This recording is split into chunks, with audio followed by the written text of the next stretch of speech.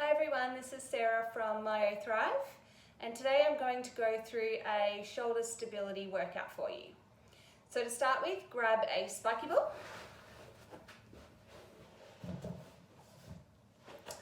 and come down onto your floor or mat. You can use a block or a book if you need to, if it's not quite getting in there deep enough.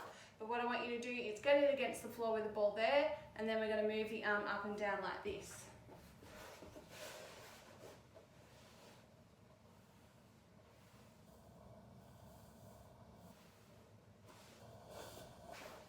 When you've done about 60 seconds of release on each side, we're going to move on to the infraspinatus. You can do this one with a foam roller as well.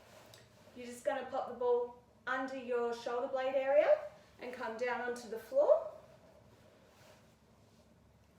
Once you've found the spot, you're just going to move your arm up and down so that the muscle fibers roll over the ball. If you find a really good spot, you can just let it sink in. If you need head support, you can even lean that arm there once you've found a good spot and just let it sink in and rest. The lat trigger point isn't far from there, just a little bit lower. And again, once you've found the spot, you can support your head, you can roll back and forth, you can move your arm up and down. Whatever feels nice through there would be great. Once you've released all those spots, about 60 seconds on everything, come back and we'll move on to the activation. Okay, so now that you've done your spiky ball, we're going to use the yellow band up behind me there to activate. So the first one we're going to do is a straight arm pull. If you've got a long enough band, you can actually do both arms together. I like to do one arm at a time because you can use the other hand to feel what your shoulder blade is doing behind your back. Your shoulder blade should stay flush throughout the exercise. You shouldn't get any winging of the shoulder blade. So we want to keep it nice and steady. The second one we're going to do is a row with your elbow coming close in by your side. Watch out for this guy. It's going to want to come like this because you guys all have tight, deep pec muscles there. So you're going to have to, again, work really hard on keeping your shoulder blade steady, nice and still, as the arm moves back and forth. And then once you've done about 10 or 20 of those, you're going to do some more with the elbow coming out at a 45-degree angle like my elbow is going now. So I'll show you with the band.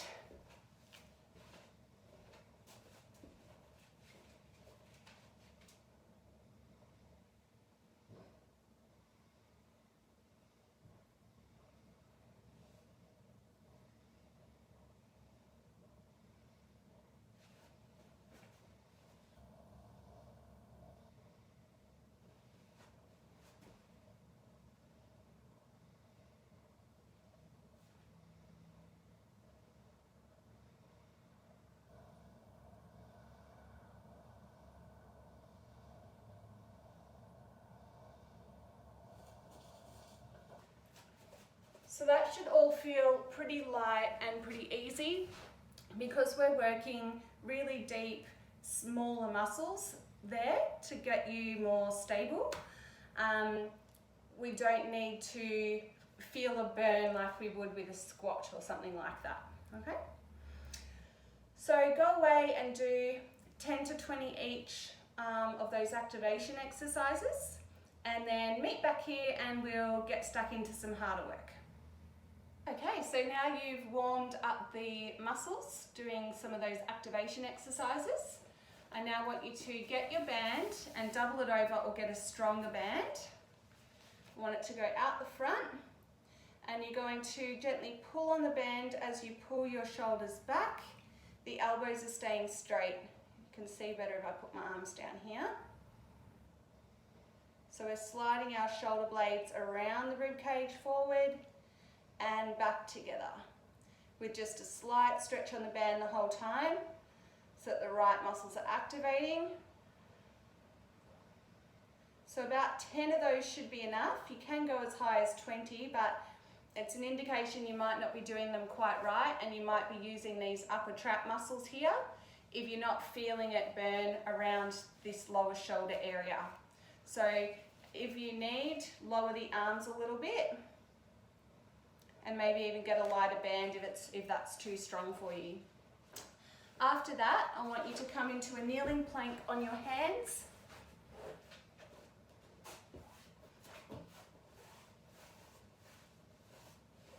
And again, you're going to bring your shoulder blades together and push back out. Still not allowed to use your upper traps.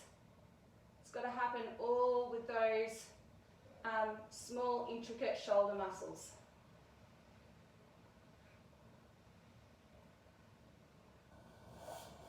Next up, I want you to grab some kind of weight. You can do it with a band, which I'll show you too. If you've got a weight around, we're going to do a kneeling row.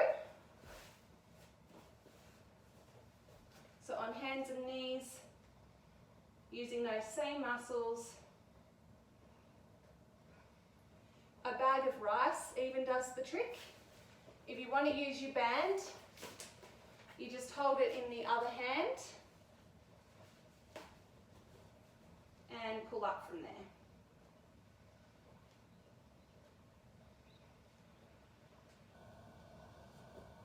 Okay. Next up, you can take the plank exercise we did into a full push-up. So starting with your protraction, retraction, and then adding in the push-up. You can take your hands a bit wider for this one if you like.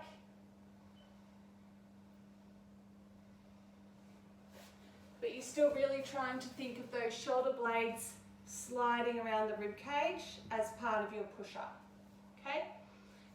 It's going to work your arms, it's going to make you feel like a bit more of a all-over body workout, a bit more like what you guys are used to in the gym.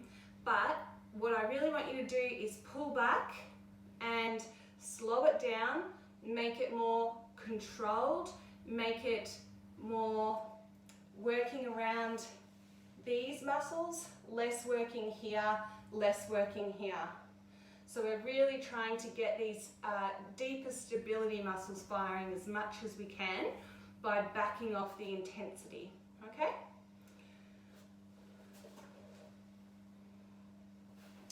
And then lastly, for strength, if you've got a TRX or a pull-up bar, you can do some pull-ups.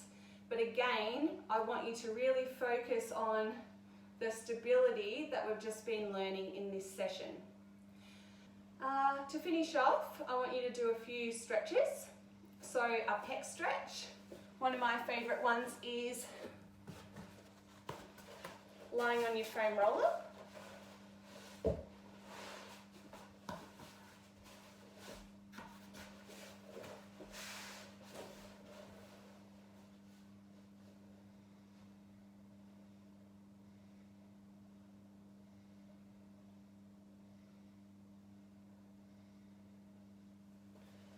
So just having a play around on the foam roller until you feel these guys release a bit. Infraspinatus stretch. So if you put your hands on your hips and then arch your back a little bit and think of your elbows pulling towards each other, you should feel a stretch coming through here.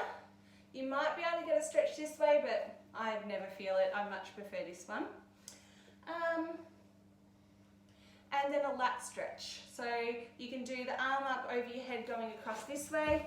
I also really like going into a child's pose and then walking the hands across until you feel the stretch down the outside here.